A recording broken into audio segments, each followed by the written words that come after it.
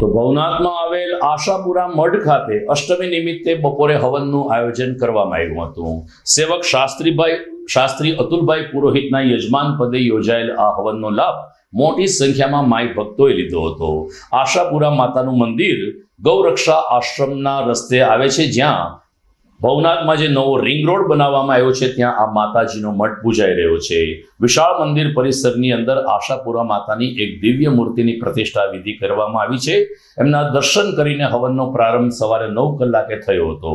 ગણપતિ આહવાન ને અન્ય દેવી દેવતાઓના સ્થાપન બાદ વિધિ વિધાન પૂર્વક જ્યારે હવનનો પ્રારંભ થયો ત્યારે ક્રમશઃ માય ભક્તોના શરીરમાં પણ એક પ્રકારના વાઇબ્રેશન આવતા જોવા મળ્યા હતા। હવનનું બીડું સાંજે 5 કલાકે જ્યારે હોમવામાં આવ્યું ત્યારે આશાપુરા માતાની આરતી ઉતારીને માય ભક્તોએ ચૈત્રી નવરાત્રિની ઉજવણી પૂર્ણ કરી હતી। મુખ્ય યજમાન શાસ્ત્રી અતુલભાઈ ત્રિવેદીએ કહ્યું કે આ મંદિર ખાતે શ્રદ્ધા ધરાવનારો વર્ગ પણ એક વિશેષ છે।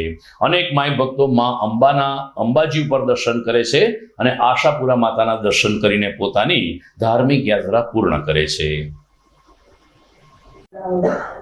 મારું નામ શાસ્ત્રી શ્રી અતુલભાઈ પુરોહિત, જુનાગઢ। અહીંયા ભવનાથ માતાજીના મંદિરે છેલ્લા 36 વર્ષથી આ ત્રિદિવસીય યજ્ઞનું આયોજન થાય છે અને ધામધૂમપૂર્વક નવચંડી યજ્ઞ થાય છે। અને આ યજ્ઞની અંદર બહોળી સંખ્યાની અંદર જાડેજા પરિવાર, પુરોહિત પરિવાર અને અન્ય જુનાગઢ વાસીઓ પણ હાજરી આપે છે અને ભોજન પ્રસાદની પણ સારી એવી વ્યવસ્થા હોય અને પૂજ્ય બાપુ તરફથી પણ સાથ સહકાર ખૂબ મળે છે અને યજ્ઞ છે એ સંપન્ન કરવાની અંદર આવે છે। આજે બીડું હોમવાનો સમય છે એટલે અમે થોડીક વારની અંદર આપણે બીડું હોમી અને યજ્ઞની પૂર્ણાહુતિ કરશું।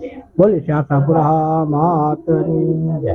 ગિરનાર શીત ક્ષેત્ર તપોભૂમિ પર જે આશાપુરા માતાજી બિરાજમાન છે, હિંગળાજ માતાજી પણ બિરાજમાન છે, મોમાઈ માતાજી પણ બિરાજ છે।